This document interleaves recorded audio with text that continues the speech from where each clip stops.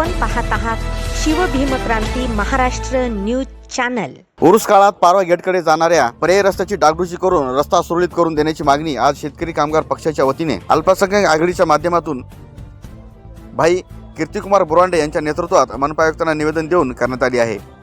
उरूस काळात पारवा गेटकडे जाणाऱ्या जनतेसाठी पर्यायी रस्ता म्हणून वैकुंठ धाम स्मशानभूमीपासून सुभेदार कॉलनीतून जाणारा हा एकमेव रस्ता वापरण्यात येतो, परंतु सदर रस्त्यावर मोठ्या प्रमाणात खड्डे तर आहेतच, शिवाय बऱ्याच ठिकाणी लोकांनी रस्त्यावर सामान सुमान टाकून अतिक्रमण केले आहे, तर काही ठिकाणी नव्या जुन्या गाड्या लावलेल्या असतात, त्यामुळे रहदारीस अडथळा निर्माण होतो।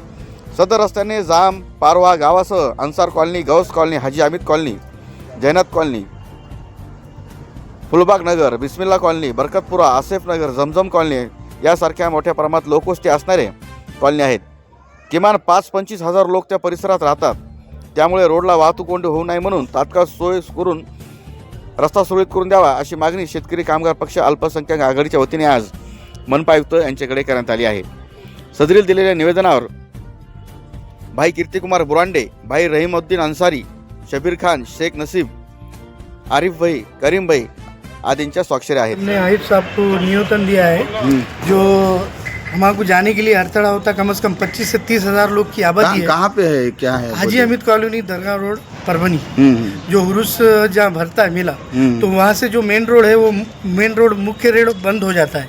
फिर जाने के लिए हम लोग को जो है ना शमशान भूमि की तरफ वो रास्ता पूरा बंद कर देते हैं। हाँ, पूरा रास्ता बंद हो जाता है। फिर बाद में शमशान भूमि की तरफ से हम लोग को जाना पड़ता है। कहाँ से कहाँ तक रोड का हम समस्या है? शमशान भूमि से लेके पारवा गेट तक समस्या है। अच्छा। और उसके कुछ जगहों पे तो कचरा भी डाला हुआ है, और ऐसा कचरा है कि बहुत नालियों में से पानी भी जाता है और जाने के लिए वार्ड बरोबर है ही नहीं। अब तकरीबन मुझे बोलिए कि पिछले साल से या बहुत से साल से ये चल रहा है। ये बहुत से साल से चलता है, लेकिन औकाफ कमेटी भी इसके तरफ ध्यान नहीं देती है। ये औकाफ कमेटी का भी काम है कि जब तुम इतना बड़ा मेला बनाते हो तो इसके बाद भी तुम्हारा कमेटी का भी काम है कि जब इतना इन्वेस्टमेंट करके तुम इतना पैसा पब्लिक से लेके जो मेला बनाते हो तो आने जाने वाले लोगों की समस्या जो है वो ख़त्म करना चाहिए। अच्छा। लेकिन वो औकाफ कमेटी का भी काम है और महानगर पालिका। वो रोड से कितने लोग आने जाना है? कम से कम 25-1 हजार लोग आते हैं सर। अच्छा। हाँ, 25। फिर अभी क्या कहें आयुक्त से, क्या बात? आयुक्त साहब से ये बात हुई हमारी कि सर ने बोले कि जल्दी से जल्दी जो तुम्हारी समस्या है वो ख़त्म करेंगे,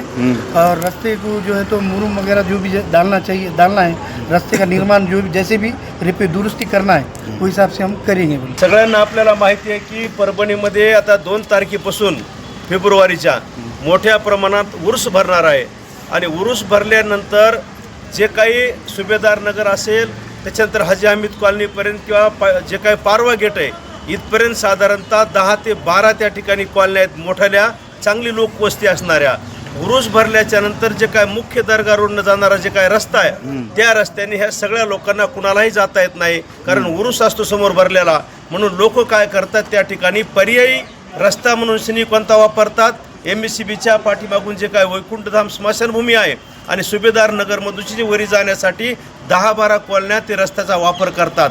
परंतु प्रश्न असा आहे की जर एवढ्या मोठ्या प्रमाणात लोक जर त्या रस्त्याचा वापर करणार असतील तर महानगरपालिका असेल किंवा औकाफ बोर्ड असेल ह्यांची जबाबदारी आहे की सगळ्याला सगळी जर ट्रॅफिक असेल किंवा सगळी पब्लिक असेल जर त्या रस्त्याला कन्वर्ट होणार असेल, पर्यायी रस्ता म्हणून त्या रस्त्याचा ती जर वापर करणार असेल तर तो रस्ता त्या ठिकाणी सुरळीत असणं गरजेचं आहे, त्या ठिकाणी नीटनेटकं असणं गरजेचं आहे। ही अतिशय महत्त्वाची बाब आहे। आज त्या रस्त्याला सगळे खड्डे पडलेले आहेत। दुसरी गोष्ट, रस्त्यामध्ये ऑटो उभा असतील जुने पुराणे, त्याच्यानंतर पानटपरे असेल किंवा लाकडं असतील काही किंवा काही शेळ्या मेंढ्या बांधल्या असतील। आपलं म्हणणं आहे की ते रस्ता जे काही मोठ्या प्रमाणात रुंद आहे, परंतु ह्या सगळ्या अतिक्रमणामुळं आणि पडलेल्या खड्ड्यामुळं त्या ठिकाणाहून रस्त्याने वागता येत नाही।